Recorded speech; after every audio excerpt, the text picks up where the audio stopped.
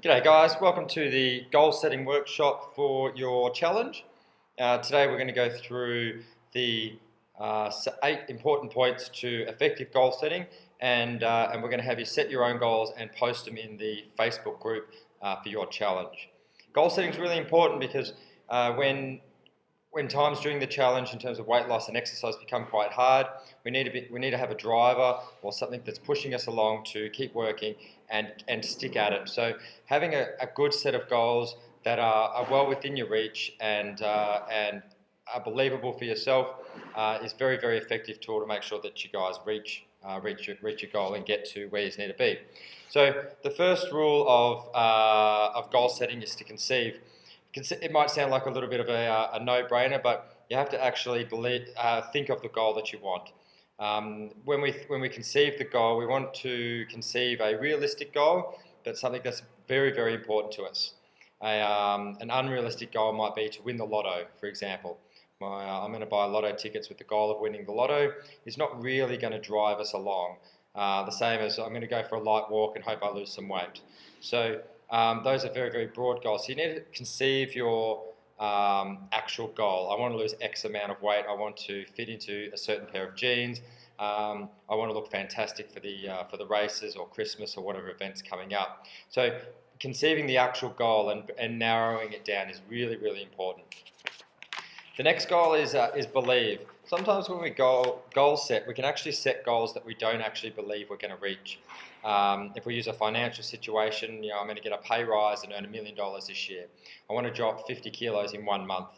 Those are, you can set goals, but subconsciously they're not achievable and you don't believe that they're actually going to happen.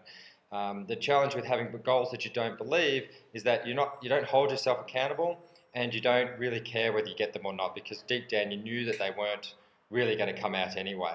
So setting a goal of 1 kilo a week is a believable goal. That's something that most people can achieve, and it's very, very specific. So make sure that you believe in your goal. So when you set your goal, make it very, very personal. It has to be your driver, and it has to be believable for yourself. Dropping 5 kilos in 1 week because you've got a wedding on the weekend is something that might be a good goal, but you don't really believe it's going to happen. It doesn't matter how much you work. So make sure it's a believable goal.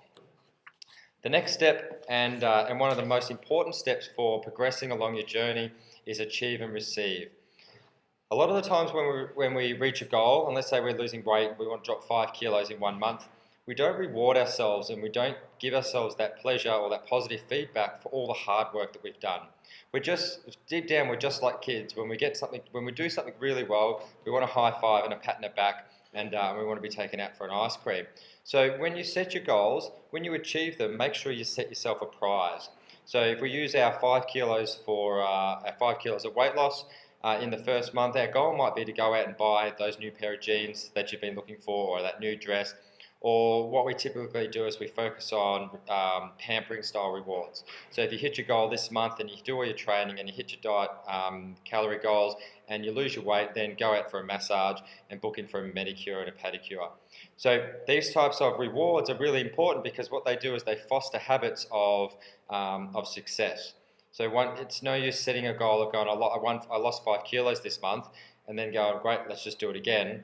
And you don't really get that reward or that positive feedback. So when you do it again the next month, when the time gets a bit more challenging, you haven't got any positive feedback to draw on the success of last month. So make sure you set yourself a prize at the end of it and make it outside of what you would normally give yourself. If you're regularly getting your nails done and your hair done and things like that, then take yourself out for a different type of massage or a spa trip or something like that. Or if you like more adventurous stuff, a hot air balloon if it's a big goal.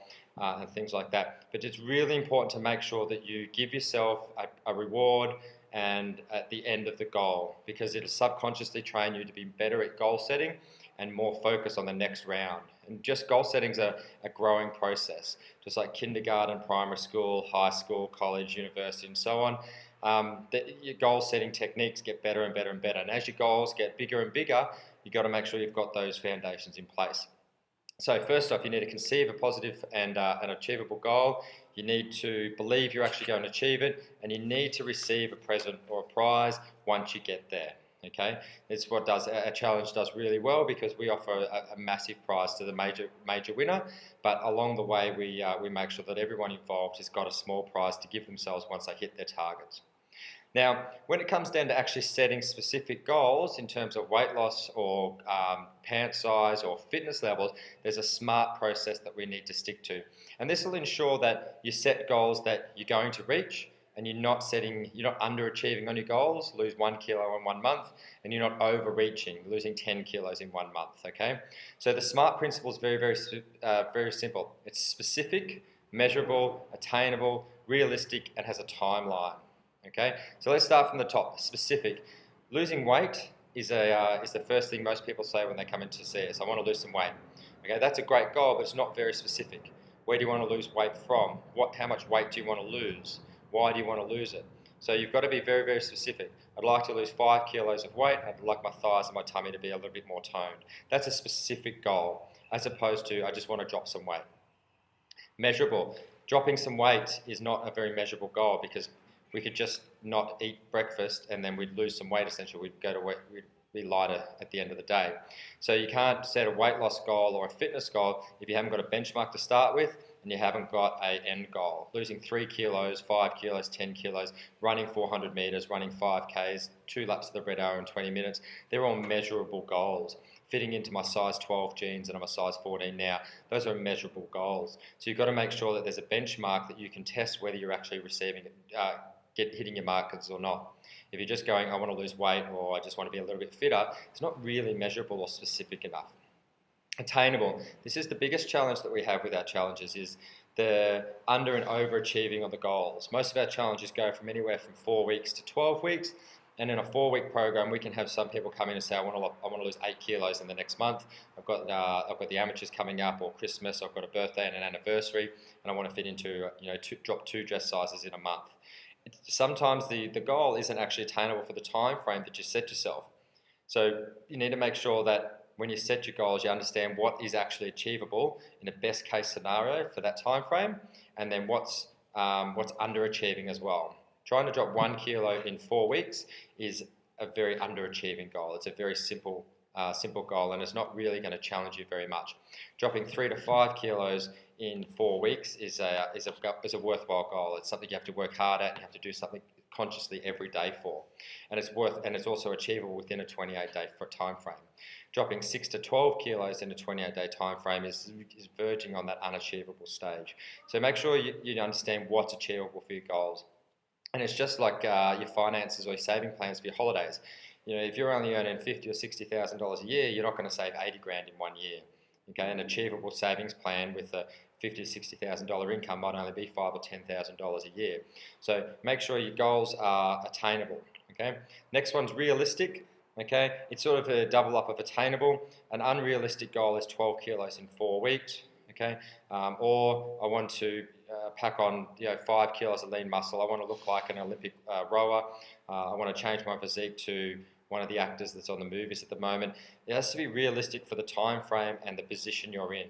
If, for example, if you're a size 24, an unrealistic goal is to drop down to a size 12 in 4 weeks and look like one of our volleyball teams for the Olympics. So you make sure your goals are realistic and realistic, not just in terms of whether they'll actually happen, but realistic for where you're starting as well. Everybody starts in different places. So if we use a push-up analogy, a realistic goal might be to be able to complete 10 on-toe push-ups within 9 days. Okay. Now, if you can already do 9 push-ups on your toes and you want to wait 9 days to learn how to do 2 more, it's a little bit unrealistic to expect it to wait 9 days. You could realistically do it in 2 days.